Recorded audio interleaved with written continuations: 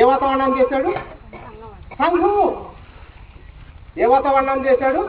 సంఘము అనేటువంటి వాతావరణాన్ని దేవుడు సిద్ధపరిచాడు. ఇందాక చెప్పాను, 10 మంది లైన్లో నుంచున్నప్పుడు ఒక వ్యక్తి తప్పిపోయాడు అనుకోండి లైన్లో నుంచి, ఆ 9 మందిని చూసి ఆ వ్యక్తి కూడా కరెక్ట్ చేయొచ్చు.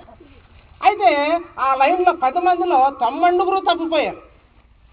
ఇప్పుడు సంఘంలో ఎలా ఉందంటే, సంఘంలో సభ్యుల సంఖ్య ఏమో తక్కువ ఉంది. లోకంలో దేవుని ఎరగని వారు, పాపం చేసేవారు, మారు మనసు పొందలేని వాళ్ళు, బాప్తిసం పొందలేని వాళ్ళ సంఖ్య ఎక్కువ మంది.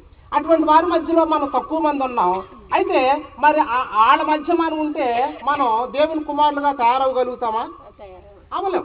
అందువరకు దేవుడు ఏ వాతావరణాన్ని భూమి మీద మనకి ఇచ్చాడు? ఇక్కడ సంఘం అనే వాతావరణాన్ని ఇచ్చాడు. అందుకే మరి రక్షించబడినటువంటి మనం ప్రతి ఆదివారం ఆరాధనకి అందువరకు పరిశుద్ధుడైన పౌలు హెబ్రీ మరి గ్రంథకర్త రాస్తున్నాడు, కొందరు మానుకొనిచున్నట్టుగా సమాజముగా కూడుట మానక. అంటే కొందరు ఏం చేస్తున్నారు? మానవేస్తున్నారు.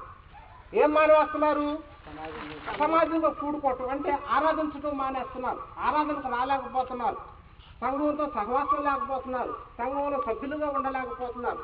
కాబట్టి కొందరు మానుకొనిచున్నట్టుగా సమాజముగా కూడటం మానక అంటూ ఏమంటున్నాడంటే, ఆ దినము సమీపించిన కొలది అన్నాడు. ఏ దినము అని ఎక్కడ ఉంది? అక్కడ ఉందా ఆదివారం అని? ఆ దినము సమీపించిన కొలది అని అన్నాడు. ఏ దినము? ఆ దినమే. ఏ దినం? ఆదివారమే. నేను చెప్పింది కరెక్టే, తప్పు కాదు అది. అంటే మిగిలిన వాళ్ళు కూడా అర్థం అవడం వరకు దాన్ని అలా అర్థం చేస్తాం. ఆ దినము సమీపించిన కొలది. ఏం చేయాలి మనం? అలా వచ్చిన ఆ దినము సమీపించిన కొలది ఒకరినొకరు కొనుక్కొనుకుంటూ, హెచ్చరించుకుంటూ, సత్కార్యం చేసుకుంటూ అంటున్నారు.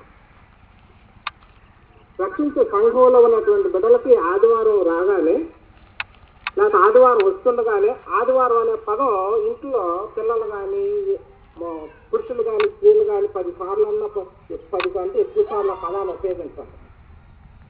ఎలా ఉపయోగించాలంటే, క్రిస్మస్ వచ్చేస్తుంది అనుకోండి, నవంబర్ నుంచి ఏమంటాం? ఎన్నిసార్లు అంటాం? క్రిస్మస్ వచ్చేలోపు నవంబర్ నుంచే 100 సార్లు అంటాం. పండుగ వచ్చేసింది, పిల్లలు పండుగ వచ్చేసింది, అమ్మాయిలు పిలవాలి, పండుగ వచ్చేసింది, అల్లుళ్ళు పిలవాలి, పండుగ వచ్చేసింది, ఇంకా ఎక్క పనులు అక్కడే ఉన్నాయి, పండుగ వచ్చేసింది.